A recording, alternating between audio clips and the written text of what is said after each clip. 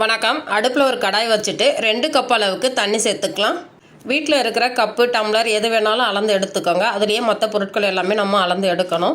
தண்ணி நல்லா பபுள்ஸ் வந்து இந்த மாதிரி கொதிக்க ஸ்டார்ட் ஆகும்போது 1 டேபிள் ஸ்பூன் அளவுக்கு வெண்ணெய் சேர்த்துக்கலாம். கூடவே இதுக்கு தேவையான அளவுக்கு உப்பு, உங்கள் காரத்துக்கு தகுந்த மாதிரி 1 டீஸ்பூன் வெறும் மிளகாய்த்தூள் சேர்த்துக்கோங்க.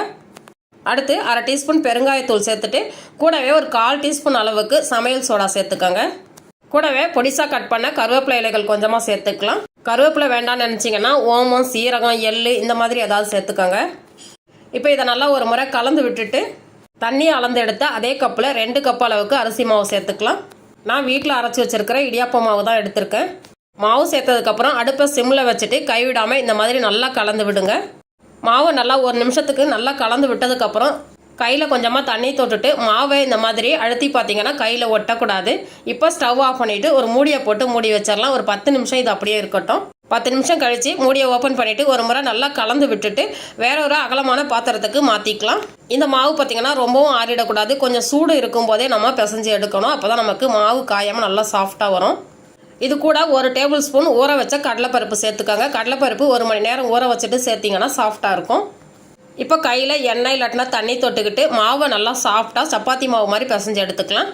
மாவை நல்லா இந்த மாதிரி சாஃப்டாக பிசைஞ்சு எடுத்ததுக்கப்புறம் கையில் கொஞ்சமாக எண்ணெய் தொட்டுக்கிட்டு இந்த மாவில் இருந்து கொஞ்சம் கொஞ்சமாக எடுத்து நம்ம சின்ன சின்ன உருண்டைகளாக உருட்டி எடுத்துக்கலாம். மாவை 3 விரலில் பிச்சு கொஞ்சம் கொஞ்சமாக எடுத்துட்டு உள்ளங்கையில் வச்சு இந்த மாதிரி உருட்டினீங்கன்னா சின்ன சின்ன உருண்டைகளாக உருட்டி எடுத்துக்கலாம். எல்லா மாவையும் இந்த மாதிரி உருண்டைகளாக உருட்டி எடுத்ததுக்கப்புறம் இதில் இருந்து ஒரு உருண்டை எடுத்து கையில் கொஞ்சமாக எண்ணெய் தடவிட்டு உள்ளங்கையில் வச்சுட்டு இந்த மாதிரி ப்ரெஸ் பண்ணிங்கன்னா உங்களுக்கு சின்ன சின்ன தட்டைகளாக வந்துடும். இந்த தட்டை பார்த்திங்கன்னா ரொம்ப மெலிசாக இருக்கக்கூடாது. இந்த அளவுக்கு திக்னஸ் இருக்கணும்.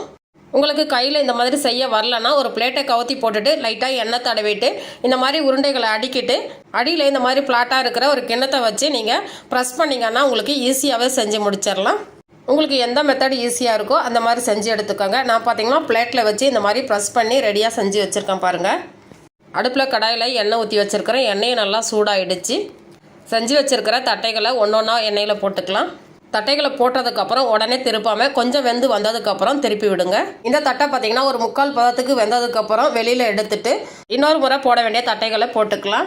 2வது போட்டதும் 3/4 பதம் வெந்ததுக்கப்புறம் வெளியில் எடுத்துட்டு இப்போ முதல்ல எடுத்த தட்டைகளை மறுபடியும் எண்ணெயில் போட்டு நல்லா கிறிஸ்பியாக வர வரைக்கும் கலந்து விட்டு எண்ணெய் நல்லா வடிய விட்டு வெளியில் எடுத்திங்கன்னா கிறிஸ்பியான தட்டை ரெடி.